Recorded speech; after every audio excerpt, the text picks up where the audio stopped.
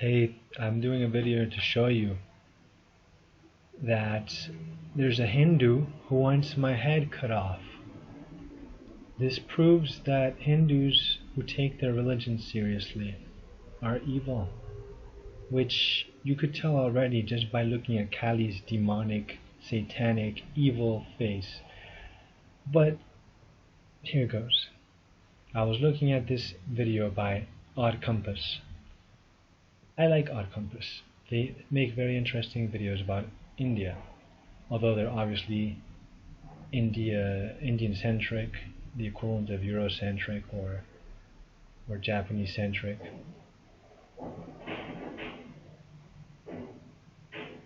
I don't know if that's a thief walking on the roof or a cat. I can't tell. Anyway. Indochina. You're funny, Indochina. What was I? So in this video, they depict Muslims as bad guys. They have a point. Muslims were ruthless, except the ones who were ruthful. And I mean, it depends on the person, but generally, yeah, they were like depicted. I don't think the horse was so mean. I think the horse was just ignorant. They didn't know what they were doing. So, but look, oh, the Indians are just innocents. They're just innocents. Look how they're just victims.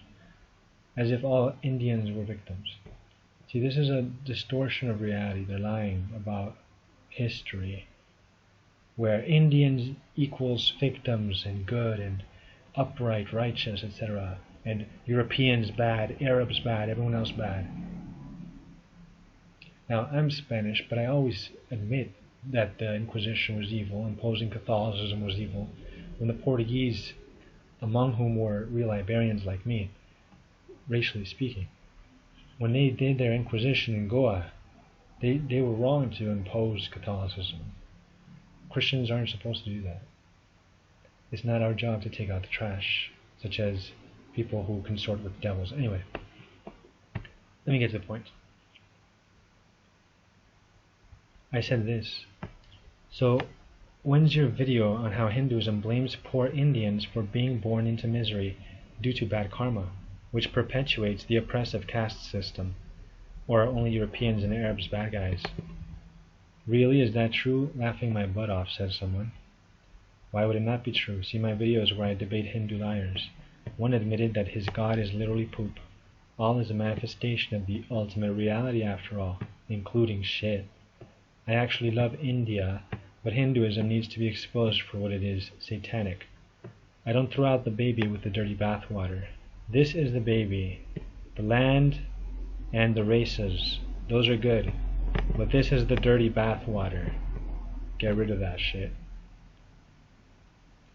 And then they said, I thought about it for a while. I think it's not very good. It just makes people accept injustice, which is a bad thing, I think. You're right about that. Hindus will say they fight injustice, but their birth is determined by karma, so you get what you deserve doctrine establishes injustice, where you slander the poor. Oh, you're poor, it's your fault. It's your fault. You were born poor. Oh, you're born blind? You must have deserved it for bad karma. So they're not consistently against injustice across the board if they defend Hinduism. Beware their lies. And then this guy says this. Levi Ackerman from the anime Japanese cartoon Attack on Titan, which I saw until it was really boring and they were just pushing atheist propaganda, so I stopped watching that shit.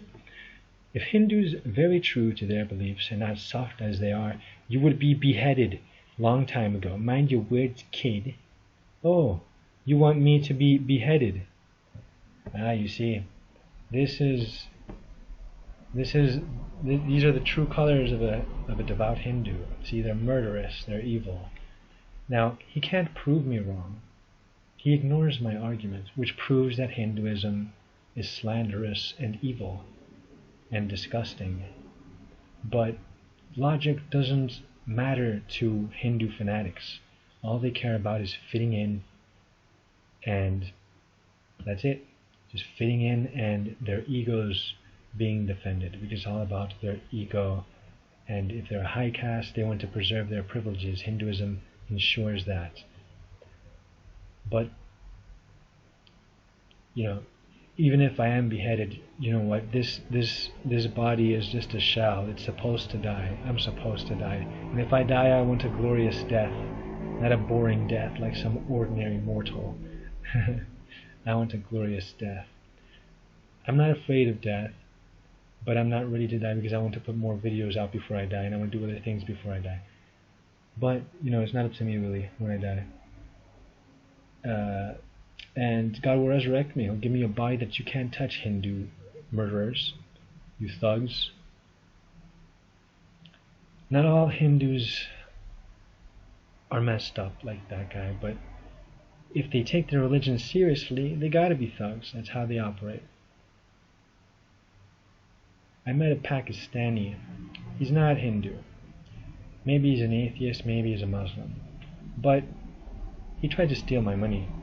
And with a Khmer friend of his who put his hand on my neck because I exposed him for stealing my money and betraying me. I exposed him on Facebook. I didn't give them what they wanted. They wanted my money. I gave them nothing because I'm not afraid of them. Even though the Pakistani Indian is a huge giant compared to me. I'm short. I'm small. Even though I'm outnumbered, even though I'm short, I am not afraid of them because God will resurrect me. You cannot win because all you can do is kill this flesh, but this flesh, God can bring it back up again, and you can't do anything when God opens the door. You can't close it. When God closes a door, you can't open it. This life is just a bittersweet taste of heaven and hell. Those who give no mercy shall get no mercy. So, yeah, this is proof that Hindus are evil. They want you beheaded because you prove them wrong. Now let's go to the videos so you can see the videos if you haven't seen them already. Go to these videos and understand why Hinduism is evil and why India is ruined by Hinduism.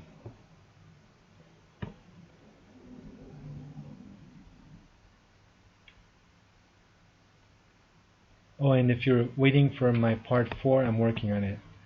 Maybe tomorrow I'll continue. I've been playing with India in the Age of Empires too. I like India actually.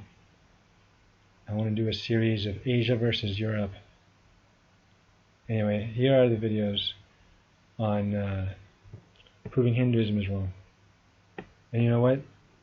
They pollute their own river. They call the river holy, but they pollute it. It stinks. And my source for that information is people like Russell Peters. India. Look at this. Look at this. This guy's an Indian from Canada. Where is... Here it is. Here it is. He said it himself. He says that India smells bad. An Indian says it. I agree with the Indian. So that makes me anti-Indian? No. Because all my life, I've been identifying myself as an Indian man. I'm always like, I'm Indian. Yeah, what are you? I'm Indian. Yeah, where are you from? I'm Indian. What do you mean, where am I from? I'm Indian. Then I realized something. I was born and raised in Canada. There's nothing Indian about me. The only thing Indian about me are my parents and my skin tone. That's it. Culturally, I'm not Indian at all. And the only reason I know this is because last year I went to India to do some shows. And I thought I was Indian. And when we were flying over to India, I had this overwhelming Indian feeling. Inside of me, I was like, I'm the most Indian man ever. I just thought I was so Indian, you know? We arrived in Bombay. I was like yelling at the flight attendant, open the doors to this plane. Let me at my Indian people. Let me show those Indians what it's like to be Indian. She opened the doors to that plane. I turned Canadian so fast. I was like, I am so...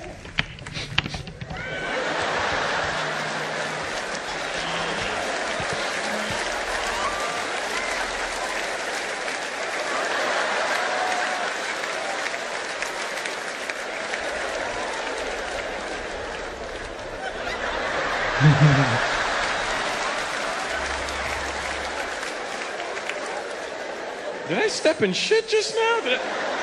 When you arrive in India, the minute they open the doors of that plane, you get an overwhelming blast of shit smell right up your nose. It's almost like they hire somebody to shit in front of every plane that lands. Quick, quick, here comes one. Shit, shit, and go. Shit and go. Go, go, go.